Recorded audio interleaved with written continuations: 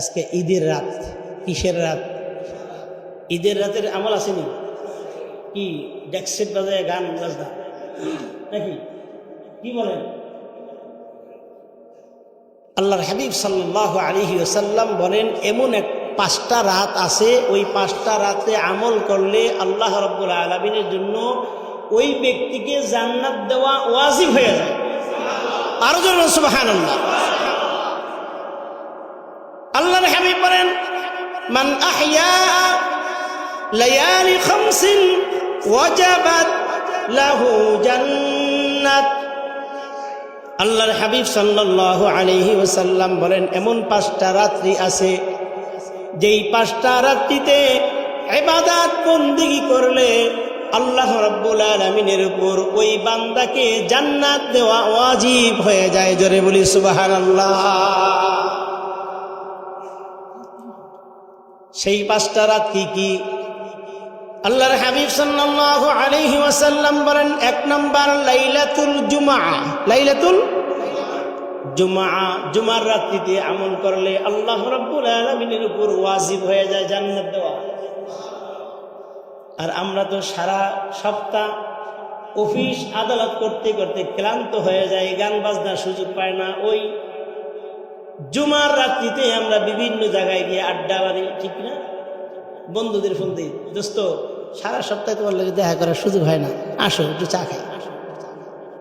যত ধরনের আজগুবি গল্প শুরু করি। 1 নম্বর রাত কোনটা? জুমার রাত। 2 নম্বর, রাসূল বলেন লাইলাতুন নিসফি মিন শাবান। শাবান মাসের অর্ধ রজনী। শাবান মাসের অর্ধ রজনী এই রাত্রিতে ইবাদত করলে আল্লাহ রাব্বুল আলামিনের উপর ওয়াজিব হয়ে যায় তাকে জান্নাত। 3 নম্বর রাত হচ্ছে লাইলাতুল কদর। লাইলাতুল কোন দিন? রমজানের শেষ দশকে যে কোনো বেজর রাত্রি, শুধুমাত্র 87 রাত্রি না। তো কদরের রাত্রিতে ইবাদত করলে আল্লাহর উপর জান্নাত দেওয়া ওয়াজিব হয়। আরেকটা হাদিস আছে, রমজান মাসের প্রতিদিন ইফতারের সময়, শুধুমাত্র ইফতারের সময় প্রতিদিন আল্লাহ রাব্বুল আলামিন 6 লক্ষ গুনাহগারকে ক্ষমা করে। সারা রমজানে যত গুনাহগারকে ক্ষমা করেছেন, শুধুমাত্র সবে কদরের রাতে আল্লাহ তাআলা এর থেকে বেশি গুনাহগারকে ক্ষমা করে। তা সারা রমজান এবং সবে কদরে যত গুনাহগারকে ক্ষমা করছে আল্লাহ রাব্বুল আলামিন, শুধুমাত্র ঈদের রাতে তার থেকে বেশি গুনাহগারকে ক্ষমা করে।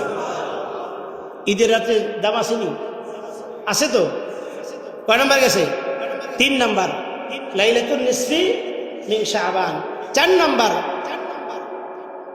ঈদুল ফিতর। লাইলাতুল ঈদুল ফিতর, ঈদুল ফিতরের রাত।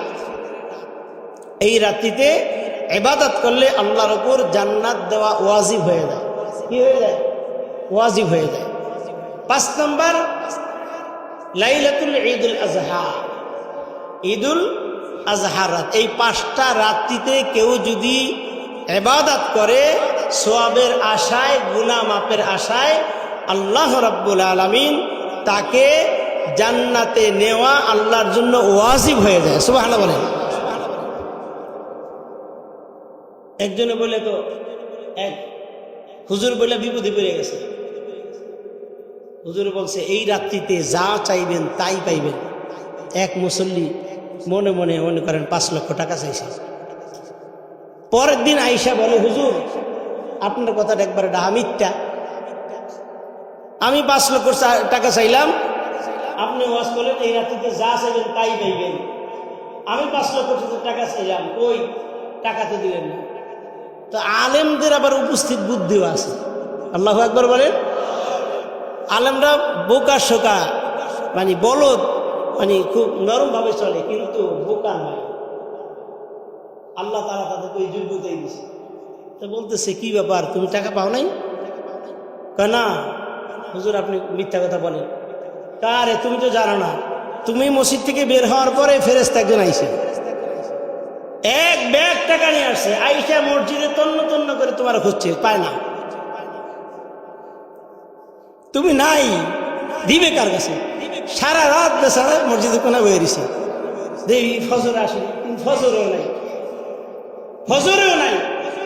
পরে তোমার টাকাগুলা যারা নামাজ পড়তে আসছে তাকে দিয়ে দিবে।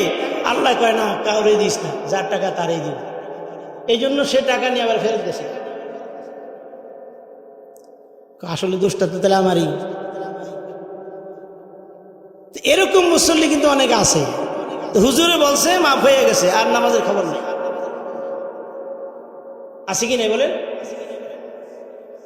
কন্টিনিউ আমাদেরকে আমলগুলা করতে হবে। আমার ভাইয়েরা, আসুন ঈদের রাত্রে মর্যাদা আমরা দান করি। যারা এতে কাফে বসে তাদের জন্য একটা মাসালা, সূর্য আজকের দিনের মাসালা, উঠুক আর না উঠুক, চাঁদ আজকে উঠুক আর না উঠুক, এইটার আর দরকার নাই। আমাদের রোজা 30টা পুরা হয়ে গেছে, এখন আর চাঁদের এই অপেক্ষা আমরা করব না। মাগরিবের নামাজটা পড়ে এতেকাফ ভাঙতে হবে, এটা শুনবেন। যদি মনে করেন না ঈদের রাত আমি আমল করে যাব, তাহলে এতেকাফ ভাঙে আবার আসতে হবে, এটাই উত্তম। আমরা এতেকাফ না ভাঙিয়া যদি আপনি মসজিদে বসে থাকেন, না ঈদের রাত্রে আমল করে যাই, হবে না, গুনাহ হবে। কারণ রাসূলের একটা হুকুম আপনি অমান্য করলেন। মাগরিবের নামাজ পড়ে সাথে সাথে আপনি এতেকাফ ভেঙে ফেলবেন, বাইরে চলে যাবেন, বিনা প্রয়োজন বাইরে একটু ঘুরে আইসা এরপরে আপনার কাটাকাটি যা আছে এগুলো নিয়ে যাবেন, এরপরে রেস্ট নিয়ে মসজিদে চলে আসবেন, সমস্যা নেই। এটা হচ্ছে এতেকাফকারী ভাইদের জন্য আল্লাহ তাআলা পক্ষ থেকে এতেকাফের জন্য যে কি হাদিয়া, এটা আসলে আমরা তো বুঝি না। গত পরশুদিন আমি একটা সংবাদ পাইলাম, রংপুরে এক মসজিদে, জুমার মসজিদ, পার ডে 700 টাকা নির্ধারণ করে 10 দিনের জন্য এক বুড়ারে ধরে বসাই দিচ্ছে মসজিদ কমিটির লোকেরা। এরা ইয়াং জেনারেশন আছে অনেক, সেক্রেটারি সভাপতি, আমি খবর নিয়ে দেখছি, এরা অনেক সক্ষম। কিন্তু করছে কি, যেই লোকরে এই 10 দিনের জন্য 700 টাকা পার ডে দিয়ে বসাইছে, যেই লোককে, ওই লোক নামাজিও না, রোজাদারও না, এরা জোর করে নিয়ে বসাইছে 700 টাকা পার ডে, কামলাকে শান দেয় না এরকম।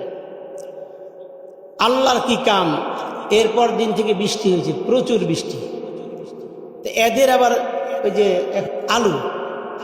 আলু রসুন এগুলো উঠানো বসুন, আলু আর রসুন বৃষ্টি সব পৌঁছে গেছে, নারী পুরুষ সবাই ক্ষেতের মধ্যে লাগিয়ে গেছে। আল্লাহ ইতিকাফ করবি না, সময় পাস না, রাখ, সব কাজে লাগাই। এ সত্য ঘটনা, এটা এরকম আছে। ইতিকাফকারীদের কারণে আল্লাহ রাব্বুল আলামিন এই মহল্লার সমস্ত মানুষের জিম্মাদার আল্লাহ তাআলা আদায় করে দিয়েছে, সুবহানাল্লাহ বলেন। তাহলে এরা আমাদের কেমন বন্ধু, চিন্তা করো। আমরা দোয়া করি আল্লাহ রাব্বুল আলামিন ইতিকাফকারীদের উত্তম জাযা, উত্তম বিনিময় যা দেওয়ার আল্লাহ তাআলা দিয়ে দেয়।